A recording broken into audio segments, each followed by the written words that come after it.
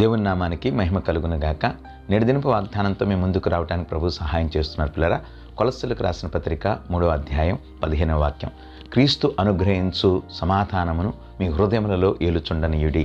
ప్రియ దేవుని బిళ్ళరా, నేటి దినాన సమాజంలో ఎక్కడ చూసినా శాంతి, సమాధానం, నెమ్మది లేనటువంటి పరిస్థితులు ఎదురవుతూ ఉన్నాయి. ఎన్నో పోరాటాలు, ఇబ్బందులు మన జీవితాలలో మనల్ని వెంటాడుతూ నెమ్మది లేకుండా కృంగదీస్తూ ఉన్నాయి. ప్రతి పరిస్థితి ఆర్థికపరమైనదైనా, శరీర సంబంధమైనదైనా, ఇలాంటి పరిస్థితులు మనకు నెమ్మది లేకుండా వేదనతో గురి చేస్తూ ఉండగా మన జీవితాలు చాలా సందర్భాల్లో కృంగిపోతున్నాయి. కానీ మన ప్రభువును, మన రక్షకుడైనటువంటి యేసయ్య నీకు నాకు మనకిస్తున్న వాగ్దానం ఏంటో తెలుసునా? నా శాంతిని నేను మీకు అనుగ్రహించి వెళ్తున్నాను అన్నారు. ఆ శాంతి ద్వారానే ఆయన సమాధానాన్ని అనుగ్రహించేటువంటి దేవుడు. ఆయన అనుగ్రహించేటువంటి సమాధానంతో మనం స్థిరపడుతూ ముందుకు సాగుదాం. ఎలాంటి పోరాటంలోనైనా ఆయన మీద ఆధారపడితే ఆయన మనకు సమాధానం ఇచ్చేటువంటి దేవుడు. అట్టి కృప నీకు నాకు మనకు అనుగ్రహించును గాక. ఆమేన్.